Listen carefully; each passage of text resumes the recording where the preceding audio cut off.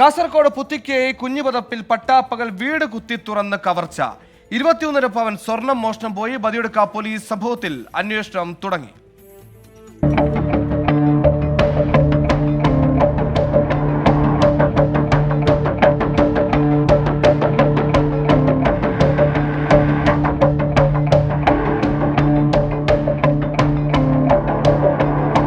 കുഞ്ഞിപ്പതവിലെ ബട്ടൂറായുടെ വീട്ടിൽ ഉച്ചയ്ക്ക് 12:30-നും 2 മണിക്കുമിടയിലാണ് സംഭവം. വീട്ടുകാർ സമീപത്ത് ക്ഷേത്രോത്സവത്തിന് പോയപ്പോഴായിരുന്നു കവർച്ച.